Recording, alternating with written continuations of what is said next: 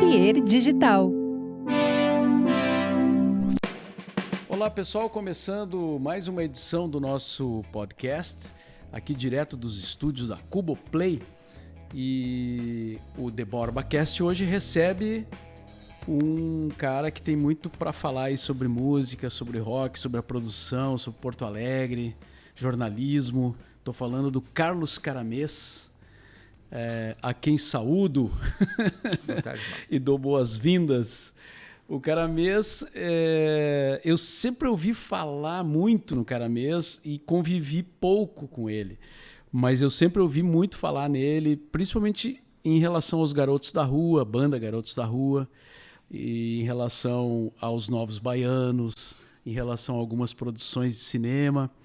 E então agora tá aqui o cara para falar pra gente a respeito disso tudo. Tudo bem, Caramês? Tudo bem, boa tarde, Mauro. Muito obrigado pelo teu convite. É muito bacana poder falar contigo.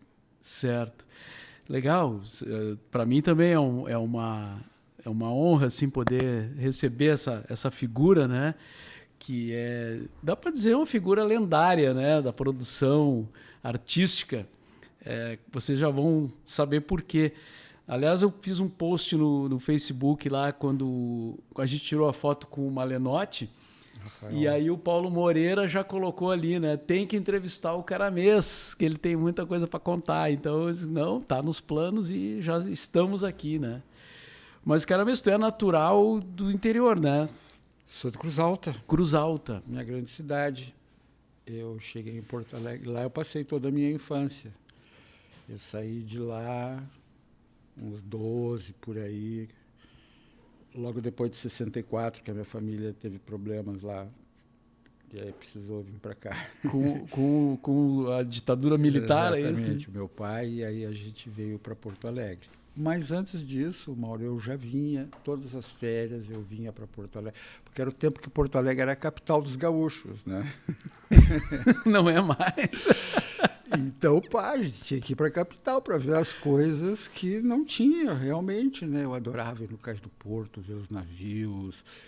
Eu tomava banho no Guaíba. Eu gostava mais de ir nas praias aqui do Guaíba do que ir para Tramandaí, para Capão, onde a minha família veraneava. Enfim, era outra cidade, era outro mundo, outra pegadura.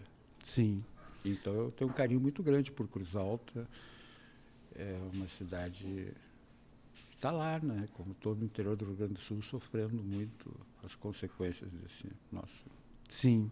E tu fez jornalismo, faculdade? Fez faculdade de jornalismo? Fiz 3 e não me formei em nenhuma.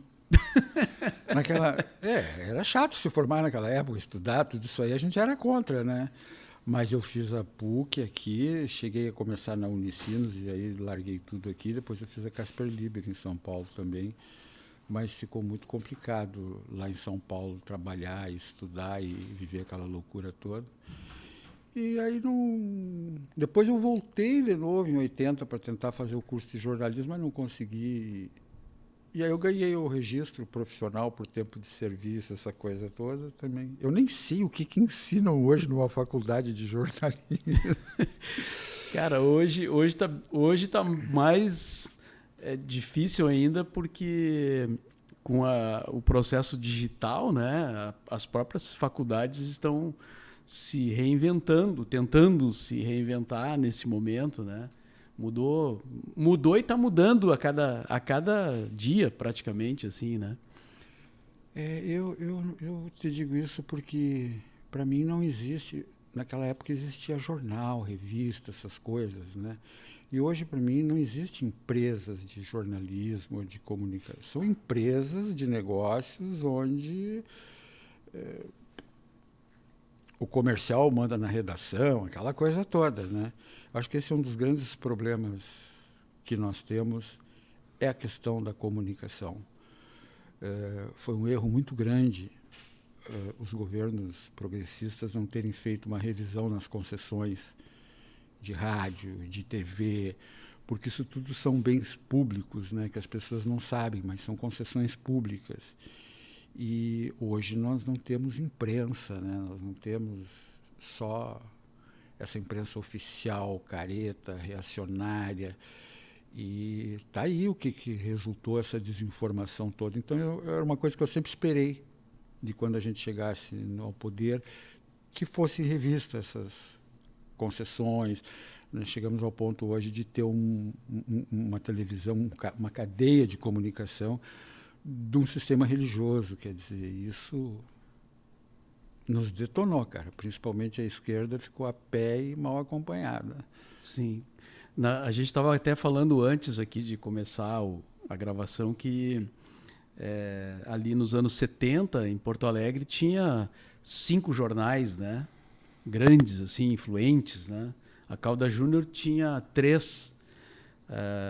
Só a Calda Júnior tinha 3, né? Folha da Manhã, Correio do Povo, Folha da Tarde, jornal que saía à tarde, né? O matutino, o vespertino... E as rádios, né? A rádio é muito importante aqui no Rio Grande do Sul. O gaúcho gosta muito de rádio. Mas, na verdade, né, Mauro, essa fixação nos anos 60, 70, e o gaúcho tem muito isso, né? É porque naquela época se combatia o sistema. Isso foi no mundo inteiro, né?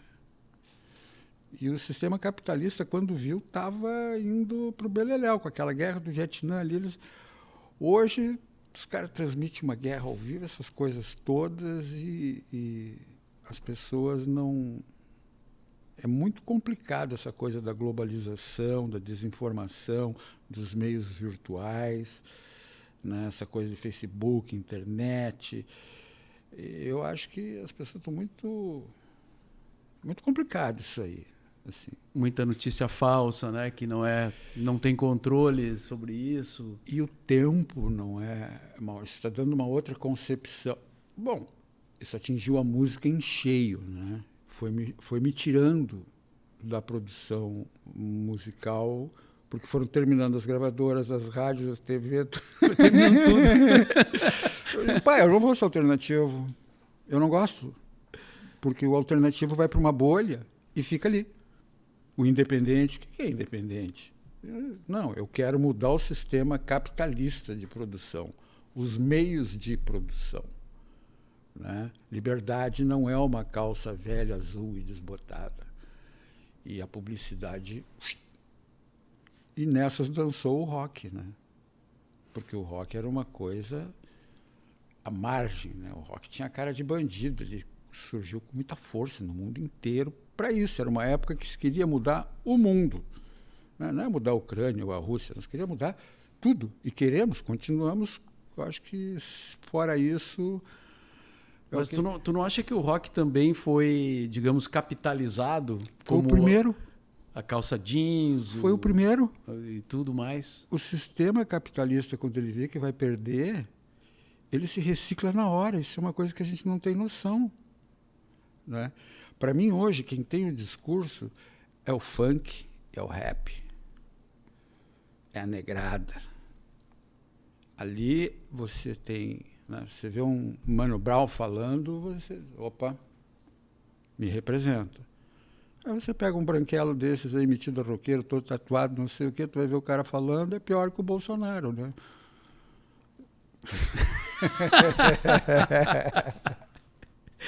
E como é que tu te aproximou do rock, cara mesmo? Porque tu... Eu era filho do rock, é o que eu estou te dizendo. A gente vem do... Tá, mas tu era ouvinte, tu era fã de rock.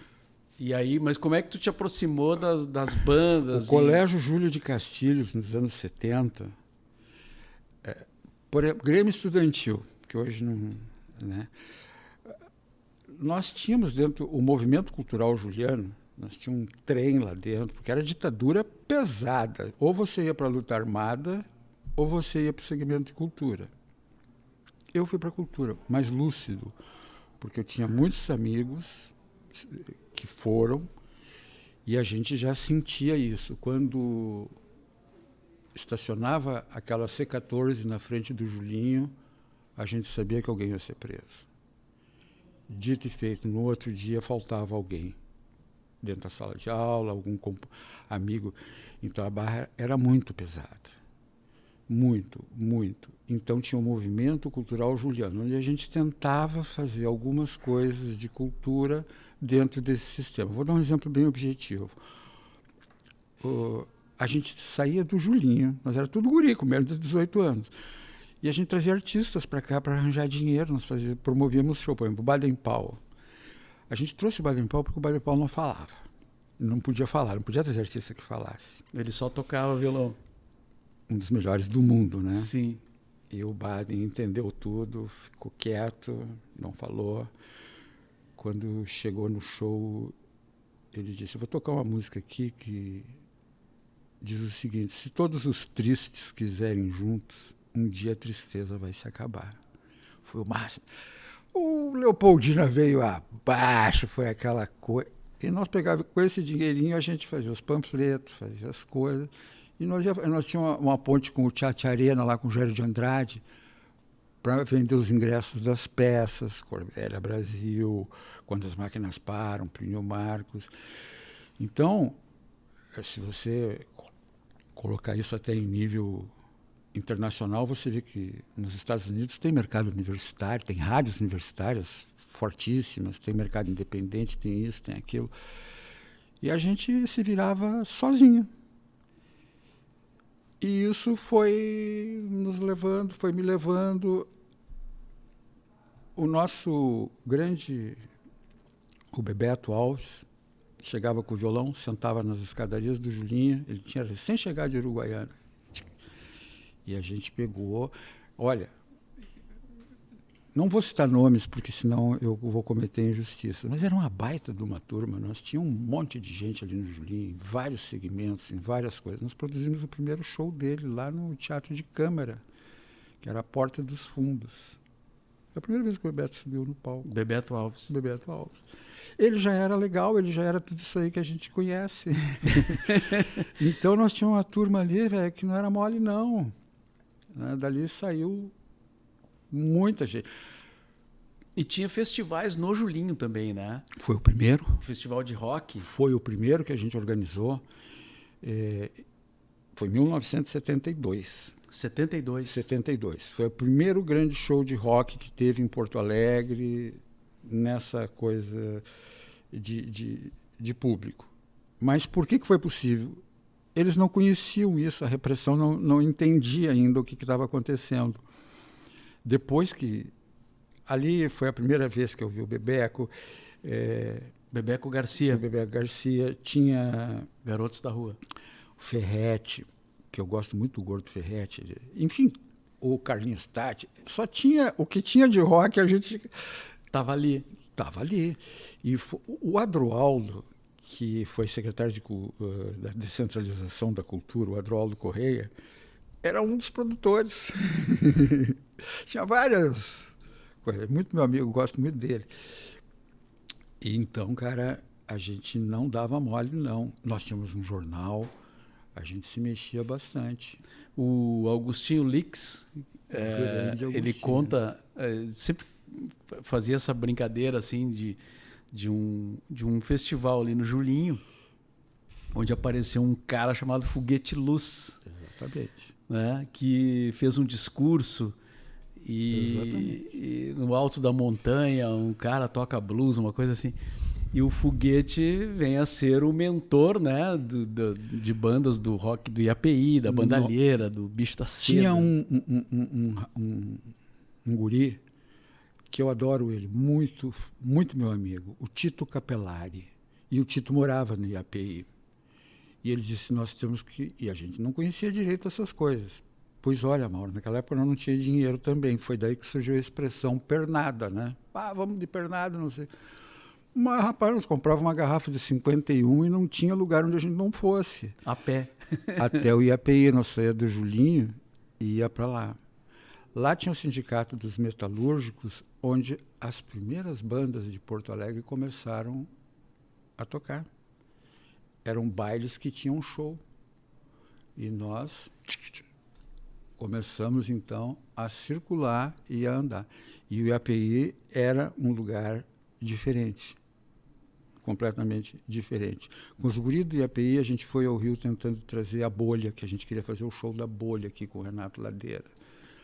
Então, É muito bonita a história do rock lá dentro do IAP, de como surgiu tudo isso aí, né? O Liverpool, depois Bicho da Seda, né? Exatamente. Tudo isso já estava lá efervescendo.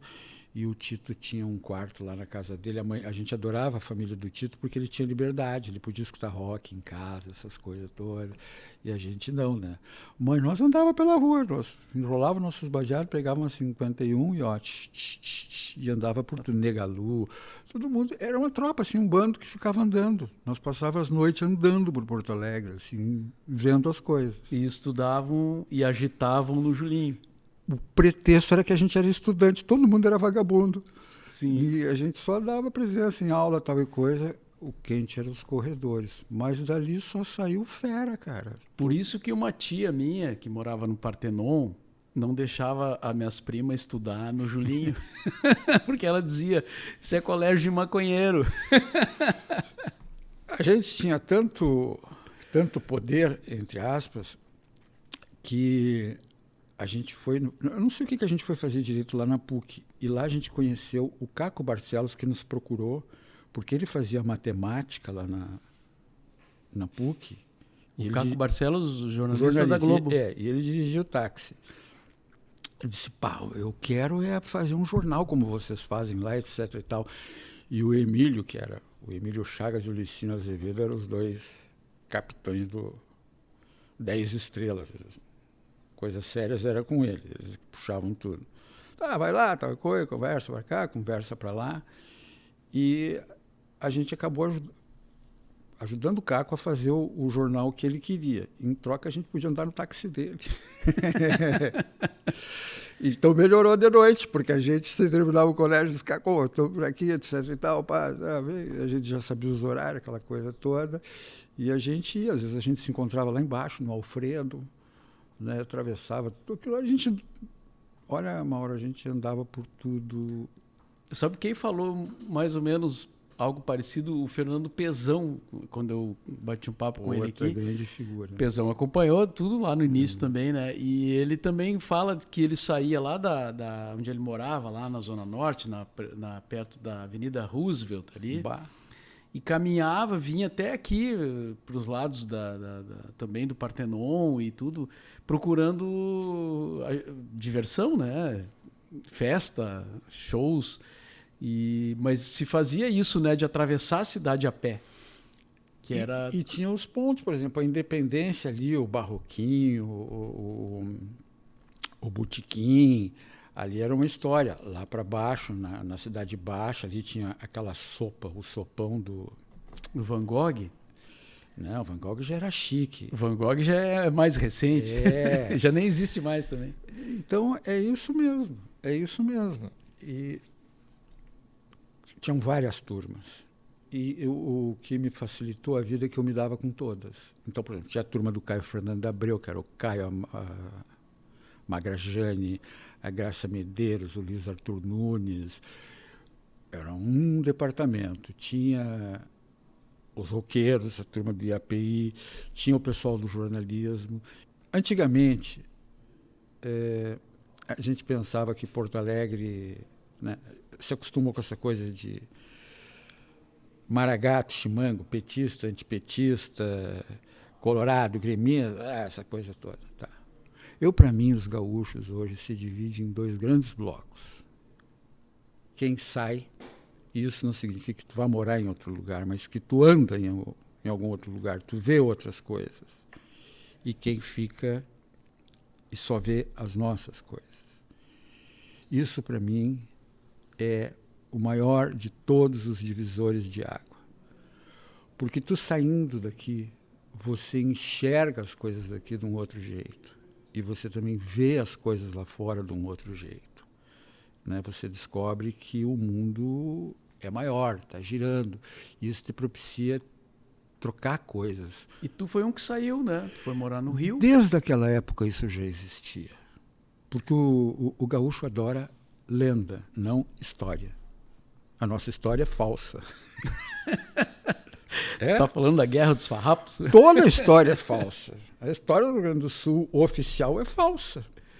É uma história, por exemplo, que não existe um negro Sendo que, se não fossem as charqueadas, essa história toda, o Rio Grande do Sul não teria nem a...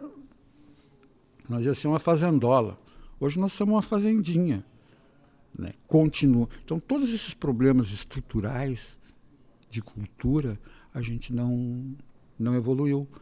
Esses dias o cara lá na Bahia disse, ô, Gauchão, vou te levar aqui num lugar, mas nós vamos num sistema aí que tu não conhece. Tu fica tranquilo que eu tomo conta de ti. Pois o danado me levou para passear de metrô, rindo. Porque o baiano é muito sacana, né, cara? Você está vendo, ó? Vocês dizem lá que são isso, que são aquilo, capital do Mercosul, tal e como você não tem metrô, nós temos.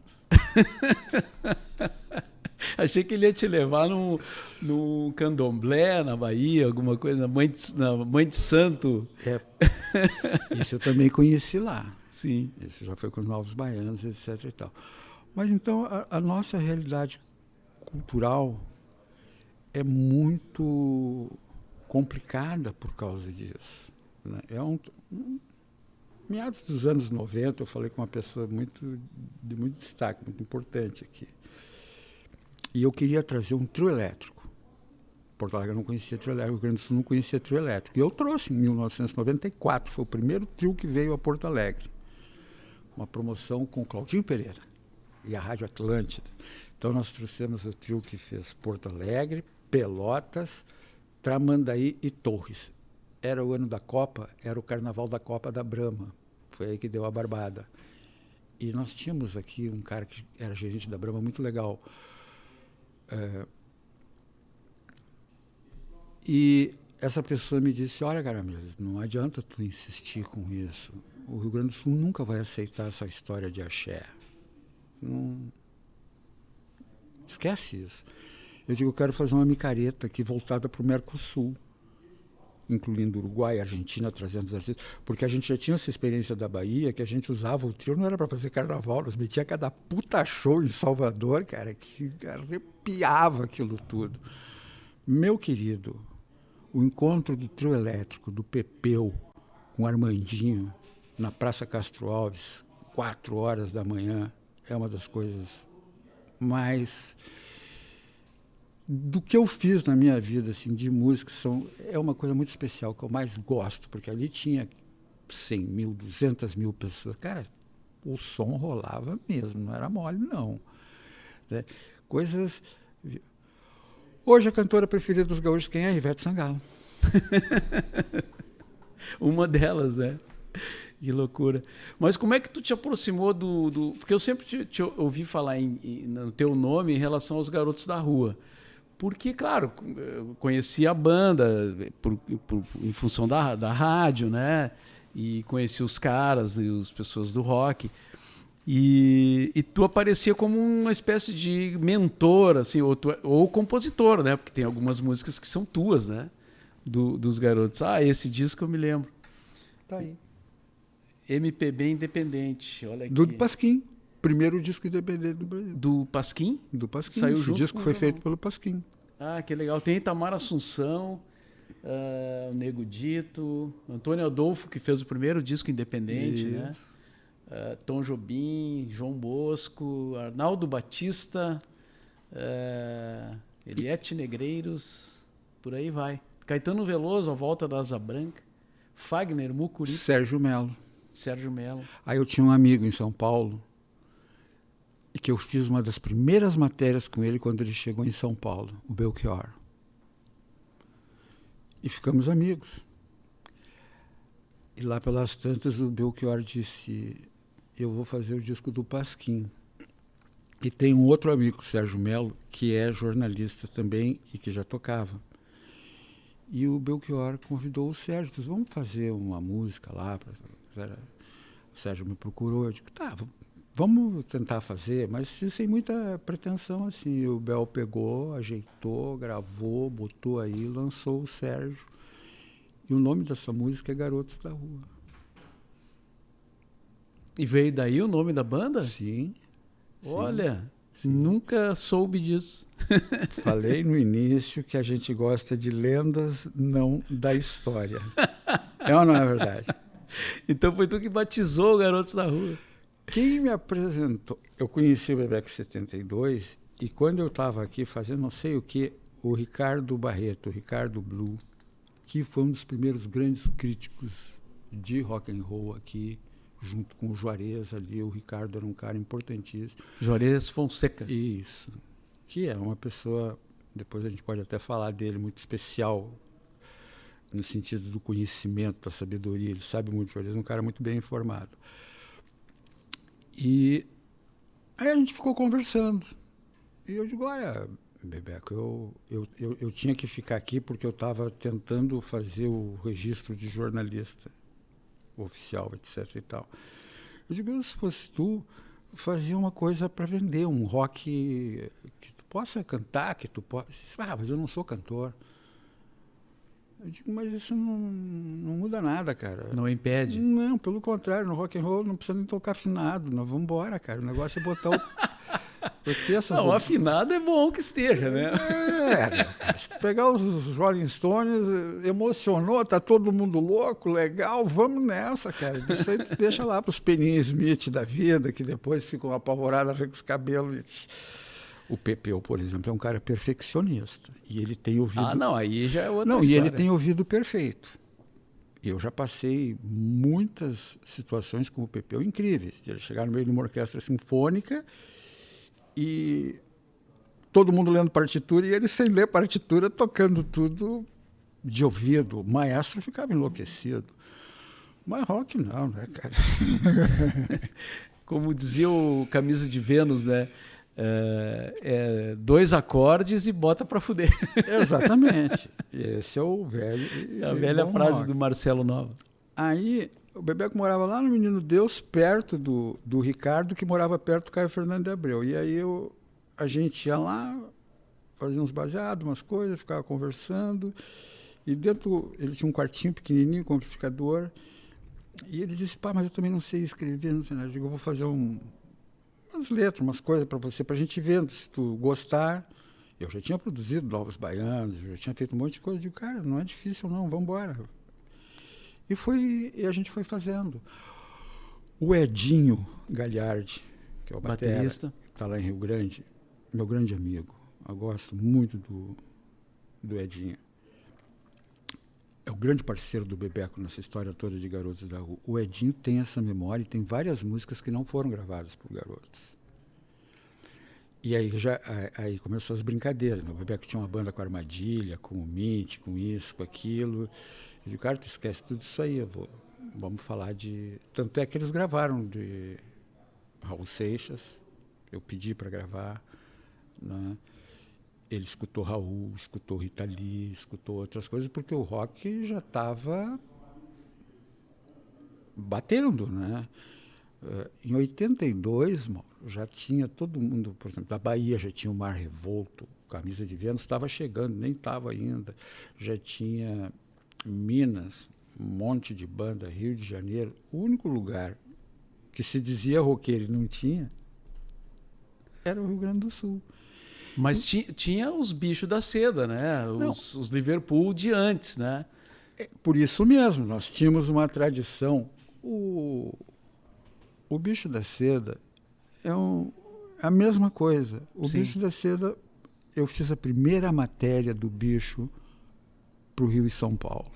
Saiu na revista Rock, da Ana Maria Baiana. Todo mundo tomou um susto. Eu disse, mas como? Do Rio Grande do Sul, quem é? Eu digo, melhor do que todos vocês aqui. Pode se preparar que eles vão chegar. E dito e feito, era uma puta banda. Eu adoro o Mimi, o Marcos Lessa, são meus amigos do coração mesmo. E eles abriram um espaço que depois ninguém... Nos anos 80, chegou a segunda tropa, já filhos dessa loucura toda que nós estamos falando que teve em Porto Alegre. Por exemplo, o Bebeco musicava os poemas do Eduardo San Martín. Jornalista, né? Lá em cima das mesas no Ocidente. Já tinham várias... O Mutuca agitava para burro, cara. O Mutuca é outro cara que eu considero assim... Inclusive, o primeiro show dos Garotos foi no bar do Mutuca, né? Eu tenho guardado até hoje o ticket da entrada do Rocket, que também não se dá importância ao Rocket. Se não tivesse Rocket e Mutuca, não tinha acontecido isso. É por isso que eu falo, a história e a lenda. A lenda, Mauro, cada um conta do seu jeito, bota ali a sua versão, etc. E tal. Eu não gosto disso, eu gosto da história. A história é sempre verdadeira, a história é muito mais rica, é tudo muito mais bonito, não é? Então eu acho que isso nos prejudicou demais, porque a história é outra. Por exemplo, se tu for pegar de cabeça fria, garotos e engenheiros do Havaí foram meio que deixados de lado, assim, tipo, esses caras não são barra pesada. Humberto até hoje faz show para 5, 10 mil pessoas em qualquer lugar que ele vai, porque não é fácil tu sair daqui, ir lá, bater e abrir a porta. Não é fácil. Isso implica em várias questões, em várias coisas, né? Então, eu acho, por exemplo, os engenheiros um conjunto que até hoje não foi avaliado, não foi... a gente não deu o retorno que os engenheiros, que o Humberto merecia ter, né? A gente fala muito de Elis Regina, disso, aqui, tudo bem. Não vamos esquecer que Elis Regina fez a primeira passeata contra a guitarra. Na época, a gente se incomodou para burro com isso, tivemos que sair lá, inclusive pegamos no pé do Gilberto Gil, que estava junto lá. Só, velho, não é por aí. Eu sempre tive lado. No roqueiro mesmo. Eu tenho carteirinha de outro tempo, não desse negócio que está aí, né? Novos Baianos. Tem 3 bandas, Mauro, que não são de brincadeira, né? Mutantes, Secos e Molhados e Novos Baianos. Imagina esse show. Nossa, né? Meu Deus. E Novos Baianos, tu teve um envolvimento também, né? Que aí eu já não tenho muito conhecimento, mas já vou aproveitar agora para saber. Como é que foi a tua, digamos, convivência com os Novos Baianos? Como jornalista, eu fui conhecendo esse povo todo. E me mandaram fazer uma matéria com os Novos Baianos. Para qual revista? Essa era uma matéria que ia ser para Pop e também ia servir para Veja. Era lá para o sistema da Editora Abril.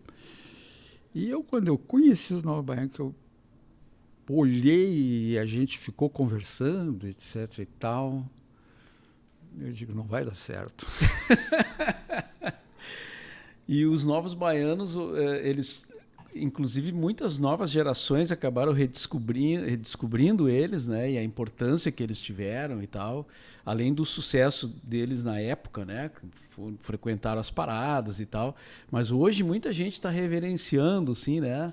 A história deles e tal. Não dá tempo de a gente aqui... Por isso que eu digo, a história é diferente. Todo mundo fala Novos Baianos, fala 1972 acabou o Chorare. Mas Novos Baianos tem uma obra maravilhosa. E eu vou te dizer uma coisa aqui. Eu, particularmente, eu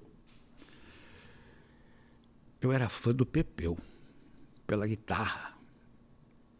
A minha praia não era Moraes Moreira, Bossa Nova, nem a do Galvão. E a gente criou um negócio ali pelo Pepeu. Porque eu vi o Pepeu ser considerado um dos maiores guitarristas do mundo. Eu vi o Pepeu tocar. O Pepeu era um cara excepcional, Mauro.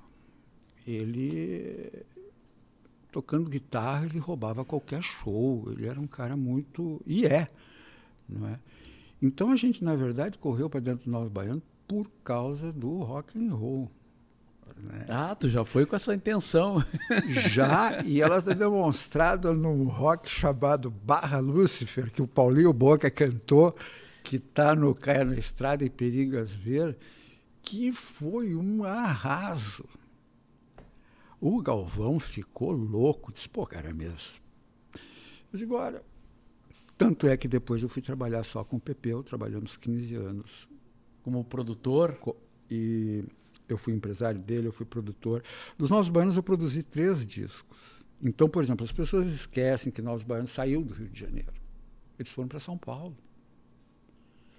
Novos Baianos, depois de 72, eles foram extremamente marginalizados. Foram passear na Garoa, os Novos Baianos. Foram passear, vírgula, eles foram expulsos do Rio de Janeiro. Ah, é? Claro, de uma certa forma, o Rio, depois daquele folclore, etc e tal, porque Novos Baianos era uma coisa antissistema, como a gente está falando. Não é? Isso aí... Secos e Molhados era assim também. Mutantes eram bandas muito fortes, né, cara? Que tinham... Era uma loucura você ver, dos Mutantes saiu a Rita, saiu o Arnaldo, tudo. Sim. Né? E tu chegou a conviver aí naquele sítio que eles moravam lá, os Novos Baianos moravam num sítio, né? Numa comunidade, digamos assim. Não, porque isso aí foi 72. 72 eu ainda estava em Porto Alegre. Né? Eu tinha duas pontes que eu gostava muito. Eu gostava dos Novos Baianos e gostava do Teatro Oficina dos Zé Celso. Depois... eu tive a oportunidade de conhecer, eles me convidaram, porque Novos Baianos não tinha empresário, não tinha casa, não tinha nada, cara. Era um bando que andava pela rua. Onde eu morava foi morar uma parte. E nós não tinha nada, cara. Nós naquela época não tinha patrocinadores, mano. Eu, por exemplo, me formei dentro do show business sem trabalhar com patrocinadores. Nós tínhamos que fazer shows legais, lotar os lugares, porque com o dinheiro da bilheteria que nós pagávamos as contas do show, comia, tudo, era daí que vinha a grana. Nós fomos um dos primeiros grupos que trabalhou com um patrocínio na época da Rastro, que eu batalhei muito, mas o seu Aparício era um cara super legal e disse, vou ajudar vocês a comprar esse fumo aí, que vocês gostam de fumar, não sei o quê, deu risada. Porque nós eram uma academia de sucessos, era uma coisa muito bonita. Né? Tinha essa transformação. Quando chegava no palco, cara, mudava tudo. Mas foram extremamente perseguidos. Né? Aí depois que tudo virou, etc. e tal, para mim, Baby Consuelo, junto com a Rita Lee, são as duas madrinhas do rock, do pop, de tudo que tu imagina. A Baby canta muito, meu amigo. Se tu pegar o histórico dela, os trabalhos dela, os discos dela, vai ver que aquela... Porra, bicho, a Baby no palco não tinha para mais ninguém. Ninguém mesmo. Elza Soares era amiga dela. Ela só se dava... Ademil de Fonseca. A Baby era uma pérola. Mas nessa época, aí vem os problemas. Gravadora, né, que não aceitavam essas coisas. Rádio, que não tocava. Você, por exemplo, é um cara de rádio, entre outras coisas. Uma das coisas, Mauro, que eu acho mais absurdas aqui em Porto Alegre, no Rio Grande do Sul, é as rádios não tocarem as músicas dos gaúchos.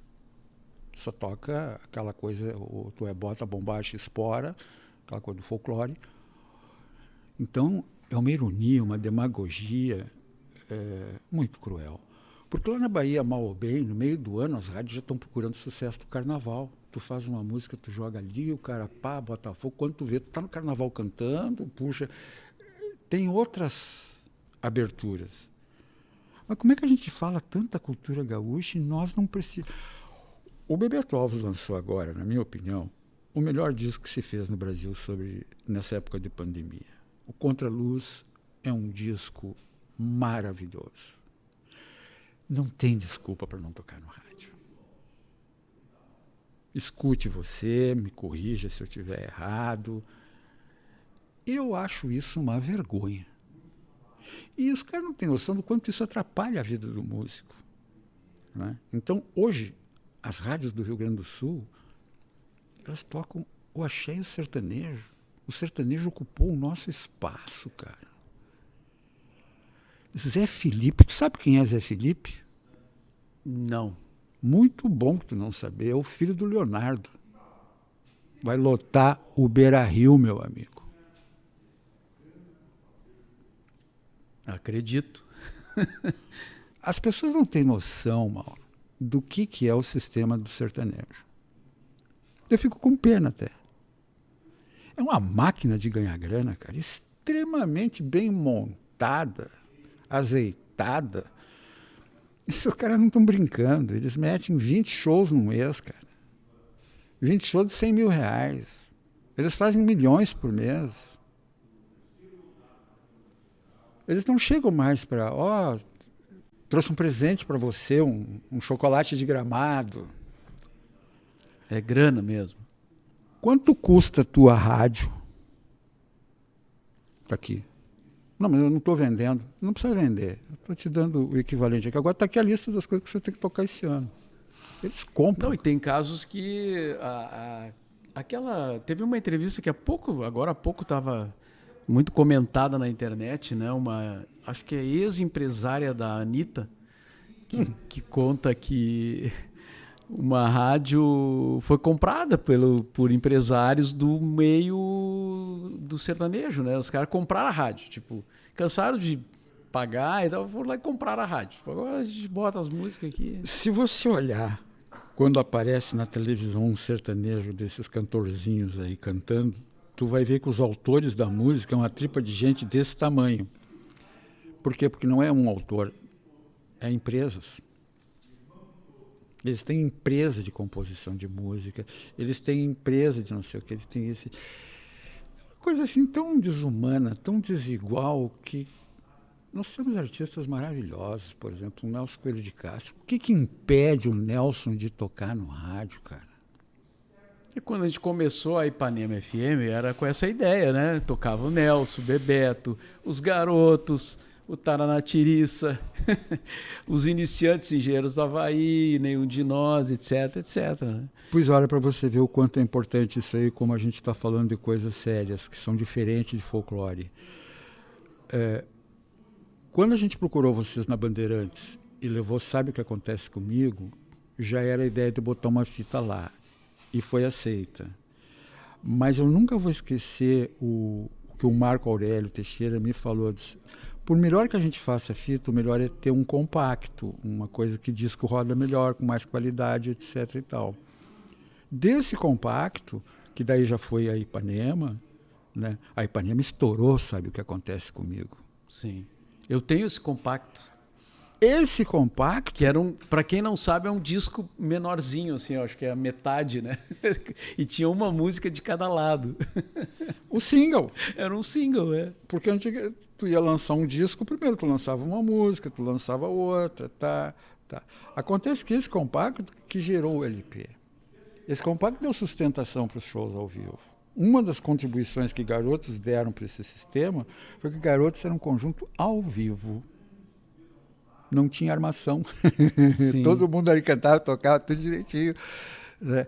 E começou a dar certo.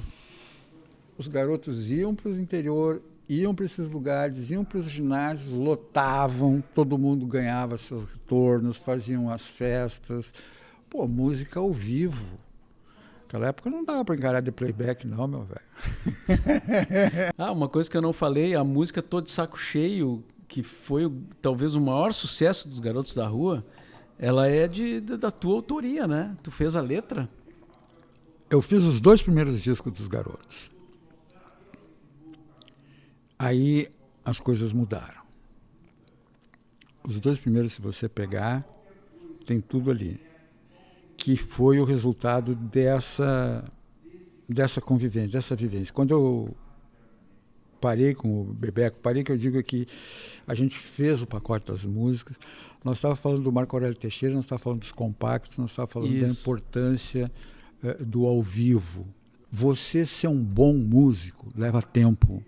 Você tem que estudar, você tem que aprender, você tem que comprar seu instrumento, você tem que ter experiência, enfim, é toda uma história. Como é que tu pode achar? Aí o cara diz, mas isso aí hoje em dia não precisa. Então é a performance, né? O cara se pinta, tudo. Eu nunca vi ninguém fazer tanta performance quanto o Pepeu e a Baby. Os 2 juntos, de cabelo colorido, com aquelas roupas. Só que isso é 1980, 70 e tantos. Nós estamos em 2020, tem gente que acha que fazer isso é a coisa mais moderna. É a novidade. É a novidade, pelo amor de Deus, tenha piedade de mim, cara. E os Secos e Molhados, né? O que era teatral, era todo um... Ontem eu estava vendo um documentário do Ney Matogrosso que eu fiquei assim... O Ney Matogrosso, para mim, é o maior cantor do Brasil além de ser uma pessoa fora de série. Se você estudar o Ney, você vê quem é o Ney, a performance do Ney, cara, não tem como comparar. Então, tudo isso aí foi mudando e foi me tirando desse sistema. Porque eu gosto de show, eu gosto de música ao vivo, eu gosto de disco.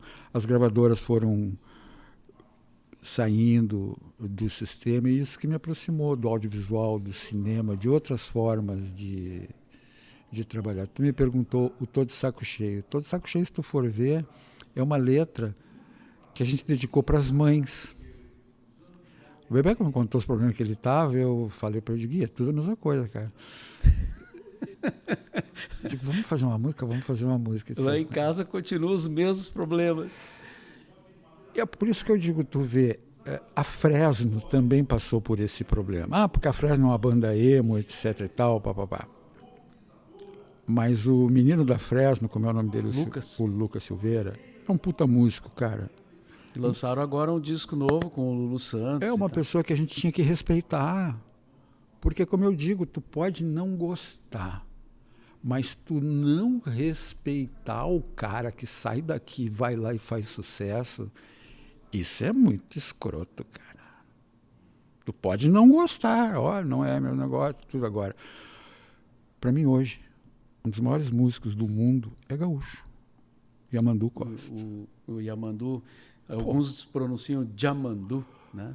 Qualquer lugar do mundo que ele chega, do mundo, o povo bate a cabeça. Com certeza. Então, isso prova o que nós estamos conversando. Se o Yamandu tivesse ficado só aqui, ele não teria conhecido o Chorinho, como ele foi.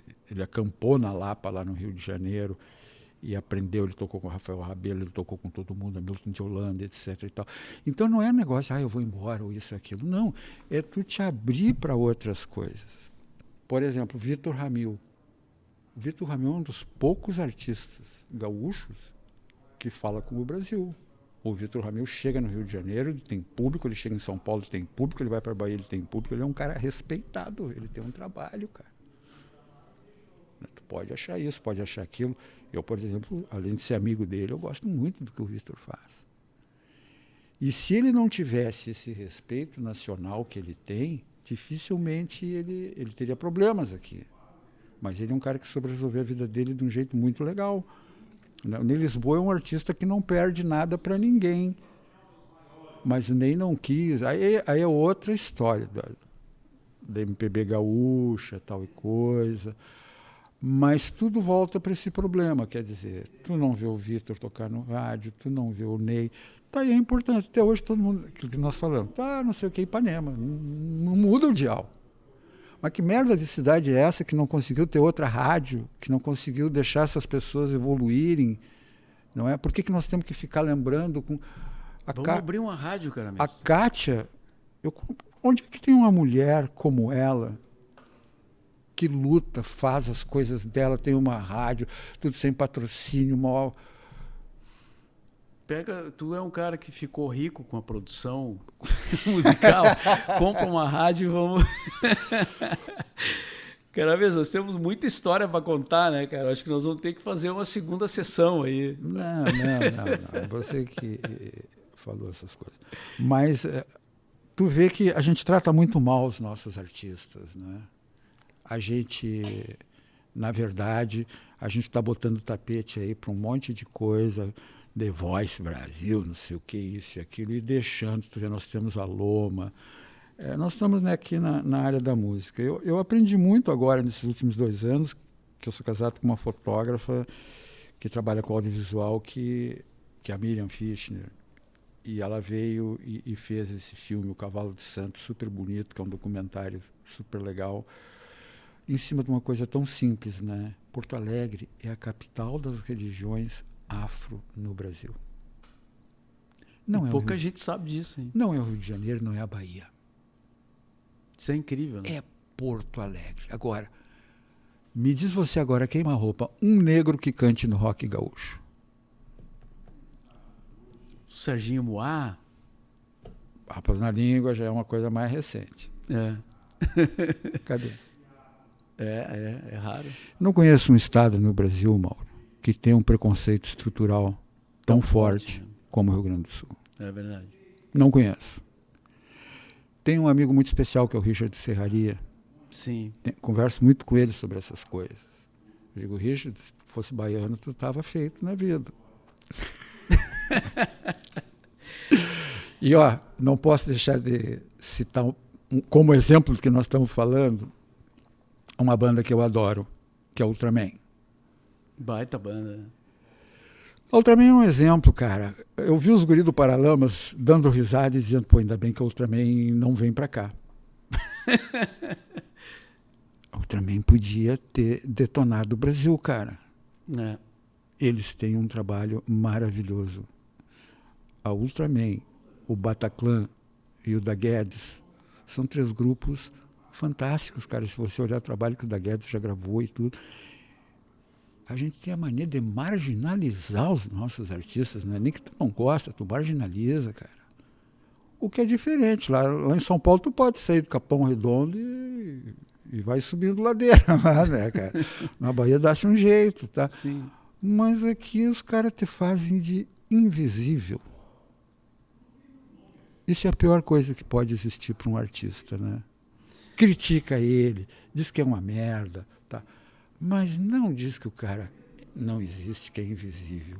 Então, esse comportamento cultural da nossa elite, eu acho que Porto Alegre, logo, logo, Porto Alegre vai dar uma volta, vai voltar com outras... Porque esse modelo está esgotado, cara. Ninguém mais está acreditando nisso, né? A gente tem que ficar inventando o rock gaúcho, eu não sei o quê, porque o rock gaúcho... Tudo bem, cara, o rock gaúcho, mas nós estamos falando de quase 50 anos atrás, de 40 anos atrás. Tem que ver o agora, né? O que tá acontecendo ou deixando de acontecer agora. Conheci esse menino, Rafa Rafuage, me convidou para ir lá em Esteio ver a casa do hip hop. Eu digo, mas cara, tem esse negócio aqui no Rio Grande do Sul. Ele disse, tu vai tomar um susto, pai. Brincando com ele, né? Então, eu acho que há espaço. Está aí o Grupo Matinal, Revista Parêntese, o Roger Derina, um cara maravilhoso com aquele blog dele. Está começando a nós termos coisas que mudem um pouco esse discurso, que oxigene, que respire, que deixe as coisas mais arejadas, né? Viu? Falta só a rádio, cara.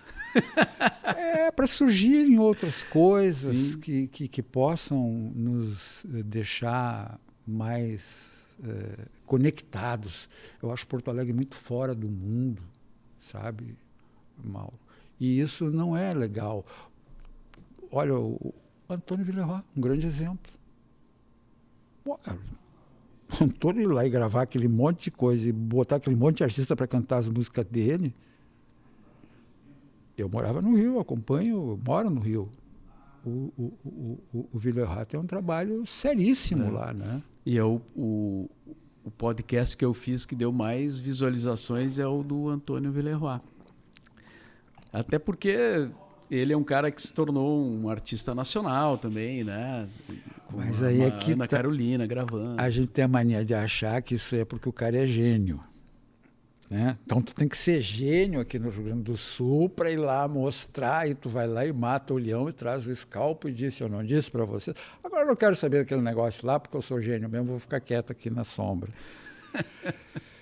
Meu querido, o que o Antônio Villeroy trabalhou, com certeza, não é brincadeira. E uma coisa também muito séria, ele começou por Minas Gerais. Não foi por aqui.